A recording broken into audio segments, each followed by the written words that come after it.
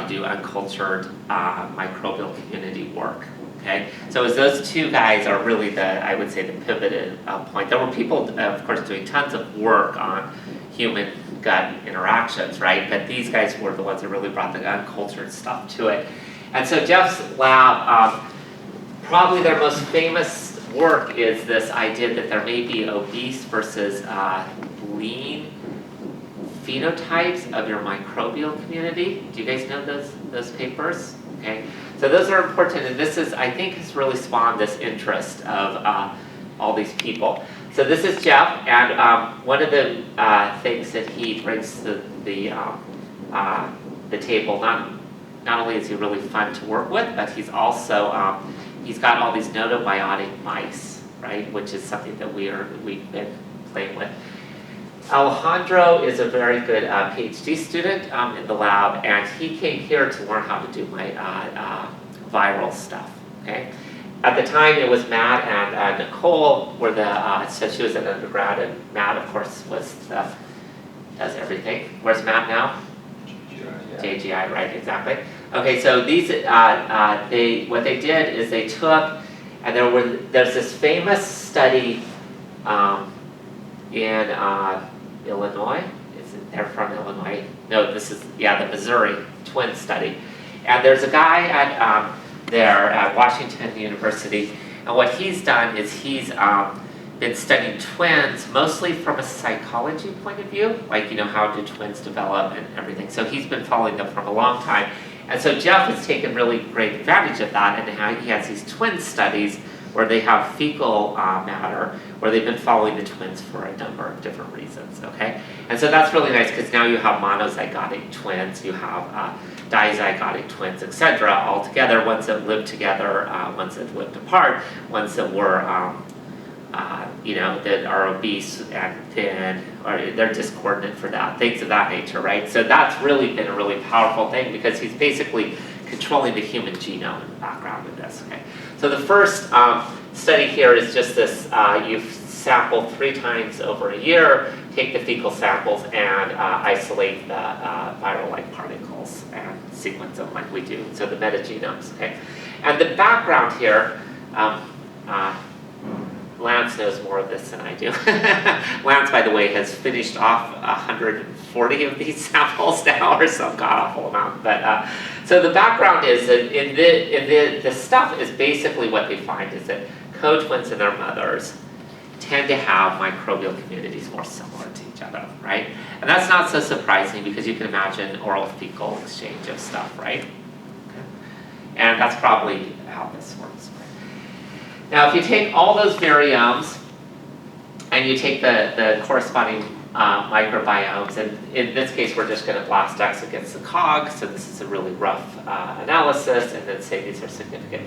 It's basically the same thing that we find everywhere, is that here are the viromes going along here. Most of what we find in the viromes are unknown. Okay, if we do a T-blast X, we can get this up to 30% maybe, okay? And so most of the viromes are unknown, and then the microbiomes, we have a significantly higher number of knowns in quote unquote. And of course, if we do the more computationally expensive one, we get basically everything is known. It'll be 10% unknown or something in that range. Okay? Sound good to everybody? Makes sense? And we're all familiar with this stuff, right? All right, now this is. I do this just to piss off the bacteria people, but it's also to remind them that it is really important. They keep forgetting about the bacteria. So this is, if you look at it at the taxonomy level, you can actually start to tell individuals apart, right? That's kind of like what Rob Knight's stuff is all about, right? They're trying to figure out, if I take a whole bunch of 16Ss, can I tell one person from another person, and so forth. And you can see that, okay? But if you actually look at it at a functional level, what you see is that basically the microbes are encoding essentially the same things, right? So these are them going across here. These are just the different COG pathways in this case. So this is being annotated that way. And all you're saying, so this is family 1, twin 1, family 1, twin 2, family 1, mother. That's how those notations work. And what you can see is it really doesn't matter. basically the bacteria are doing the same thing, okay, as predicted from the functional genomics. Okay? However, the phage are all over the place, right? So you can see that even, yes, Michelle? Is this taking into consideration like obese versus? No, so this is only, in fact, everything is matched here. So all we're doing, that is a great question. So that's what Lance has done, is we're trying to see is there an obese versus a thin or a lean, I guess that's what they call it, lean phenotypes, okay? But in this case, no, we're trying to have everything the same so that we can say, is there just something different at the phage level compared to when everything else is about the same? So the microbes are about the same, and the genetic backgrounds of the twin pairs are the same.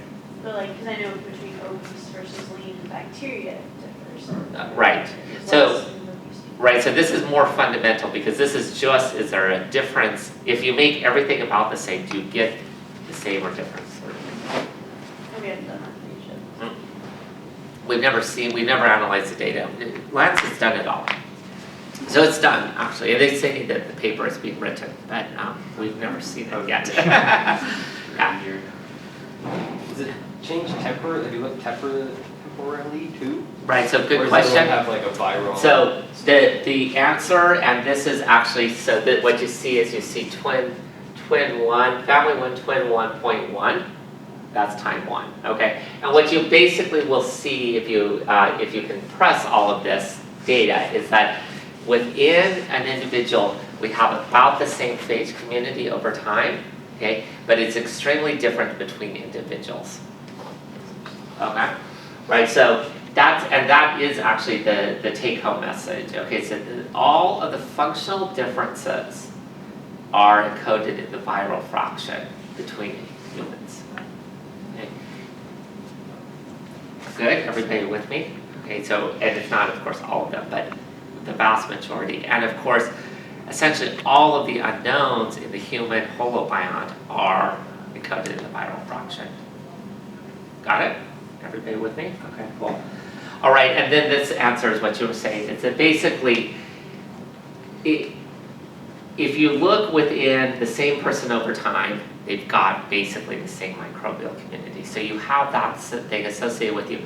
But if you look even in monozygotic twins that have basically the same microbial community, they have very different viral communities. Okay? You can find examples, so Bass has analyzed this data in a different way, and he's found one genome, I think, that we think it's one genome. It may be more than that, but let's say one viral genotype that all humans seem to have, or a lot of us seem to have. So you can find examples of that. But if you look at it like collectively, basically we seem to have, most of our differences are going to be encoded in that viral thing, but we tend to maintain them over time, individually. Okay, yeah. Phage or all viruses? So since this is gut, this is almost only phage. We see almost, it's a good question. So like in the 2003 paper with Maya, and then when we looked there, we basically saw, this, if you take this data and the data that we've got here, you would say everything in the gut is a phage community. If you take the 2007 paper with Eugene's group, Zhang, I think is the first author, so he looked at the RNA viruses, okay, and those were all plant viruses for the most part, but they're just coming from the food. Okay. So in our gut, most of the viruses, at least using our methodologies, are going to be phage. Yes? I don't know if this is a question, but don't we get most of the phage from food? No, not at all. There's no, it seems to be no overlap. So we've actually checked that too, right, to see. So it looks like, and you wouldn't see this pattern, right, if it's out of food, because you wouldn't get the same thing over time, over the course of the year, unless you only eat the same food. Okay. All right. And if you just put this thing, this is kind of what we know, putting all these things together. So the other part is like, what about the other parts of the holobiont? So This is the oralpharyngeal stuff. And where this came from is actually like a very convoluted set of studies, okay? There were these oralpharyngeal samples that we were looking at for an engineer at Lawrence Livermore. They were trying to come up with ways to isolate viruses from a lot of samples so that they could sequence them for biowarfare stuff, okay? And so that was Ray Moriola, I think is how you say it. He's really fun, great guy. And so we have these oralpharyngeal stuff, so that's just when you go back and you make people gag and you get the swabs off them, right? And sequence them, and Dana did the analysis, and what there were some important things, and if you guys haven't read this paper, it's actually a really, it's a cool paper, I think. There's really fun things in there, and one of them is that we found T3. So T3, everybody would say is a sewage associated by phage or something, right? It's actually living in your oropharyngeal, and we got the whole damn virus back, basically, so it's there. The other one we got is this, which I think is, Dana really did a great job on this. So basically she looked at this phage.